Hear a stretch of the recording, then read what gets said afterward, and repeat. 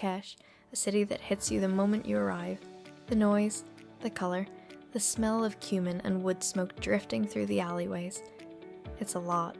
And doing it with kids, you're probably wondering, is this actually manageable? The answer is yes. More than that, it's one of the most genuinely memorable trips you can give a family. In this video, I'm taking you through a practical hour-by-hour, 48-hour itinerary. What to do, where to eat, how to get around, and what you genuinely need to know before you go. No fluff, just the stuff that matters. And if you want the full printable version with times, costs, and booking links, that's in the description below. A few things worth knowing before you start planning. The best time to visit is March to May or September to November. Summer in Marrakech is seriously hot. We're talking 40 degrees and above. So if you're going with kids, plan around that. For accommodation, staying in a riad inside the Medina is the full experience. Most offer family rooms or interconnecting rooms, and being right in the heart of things saves a lot of travel time. If you'd prefer something quieter and more modern, the Gwillis neighbourhood is a good alternative. When it comes to transport, red petite taxis are metered, cheap, and everywhere. But they're legally limited to 3 passengers. If you're a family of 4 or more, that's a problem. The answer is Careem, which works like Uber, gives you upfront pricing, and lets you set your destination without any language barrier. Download it before you travel. Most taxis drop at the edge of the Medina anyway. You walk the lanes from there. Both the hot air balloon on day 2 and the Agafay Desert evening include hotel pickup, so you won't need to sort transport for those. In relation to money, Morocco uses the dirham. Roughly speaking, £1 gets you about 12.5 dirham at the time of producing this video. Carry cash for the markets, smaller restaurants, and entry tickets. The TMs are easy to find in Gwillis and near Jemaa el-Fna. And yes, prices at market stalls are negotiable. Starting at around a third of the asking price is a reasonable place to begin. For everyday essentials, water, snacks, sunscreen, that sort of thing. Carrefour Market has branches in Gwillis and is the most convenient supermarket for visitors. There are also plenty of small Hanout corner shops throughout the Medina selling drinks, biscuits, and basics at local prices. Start the morning at your riad if breakfast is included, or head to a cafe near Jemaa el-Fna. If you're eating out, look for misman, a flaky layered griddle bread served with honey and a paste called amlou, which is made from argan oil and almonds. On the way in, grab a fresh orange juice from one of the stalls around the square.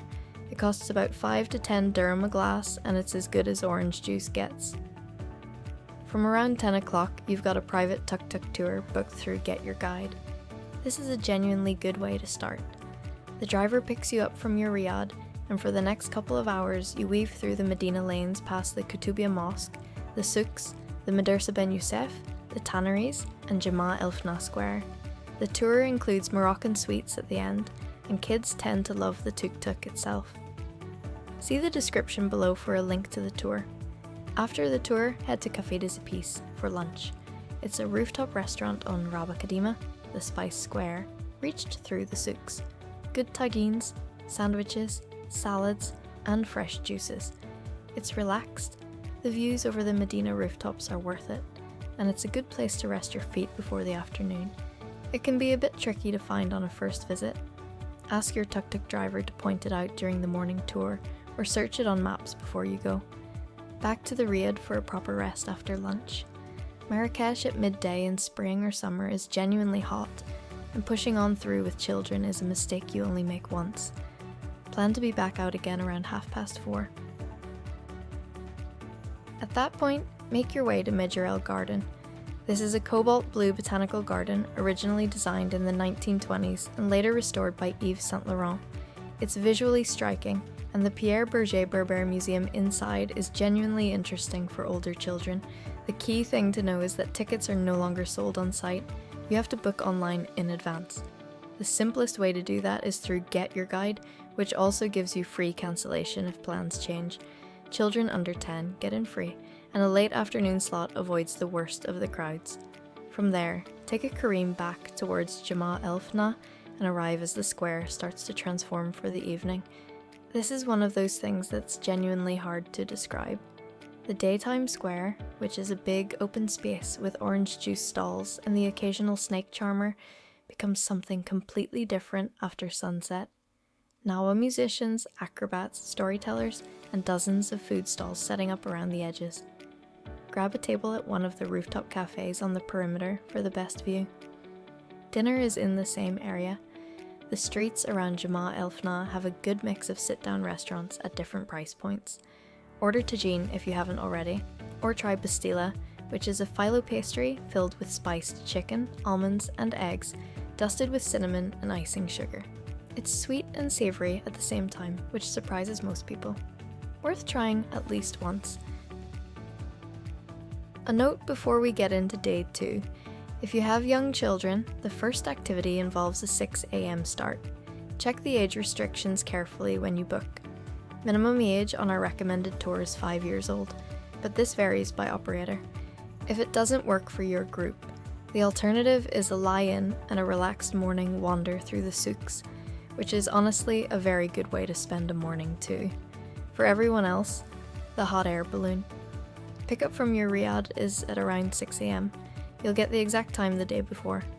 Transfer by minibus to the launch site outside the city, pre-flight tea and coffee while the balloons are inflated, then a 40 to 60 minute flight at sunrise over the Jebel Mountains, desert plains, and Berber villages. After landing, breakfast is served in a Berber tent and you get a flight certificate. You're back in Marrakech by around 10 in the morning. We recommend Get Your Guide to Book. The suggested provider has over 9,000 reviews and a 4.8 star rating. Links below. Dress in layers. It's cold at dawn, even in the warmer months. After getting back, try to sleep for a couple of hours. Seriously, the 6 a.m. start earns it. Aim to rest until at least 1 o'clock, then head out for a late lunch at a Medina rooftop restaurant. Nothing complicated, tagine, salads, fresh juice. Once you're fed and rested, spend an hour or two in the Medina. Walk to the Kutubia Mosque first. Non-Muslims can't go inside, but the exterior and the rose gardens around it are worth seeing. The 70-meter minaret is visible from most of the city, and it's genuinely beautiful up close. Then explore the souks independently. Yesterday's tuk-tuk tour will have given you your bearings. Head for Rabba Kadima if you want to look at spices and ceramics, or the Dyer's souk Sebagin, for something more atmospheric. Keep children close in the narrow lanes. Motorcycles use them too.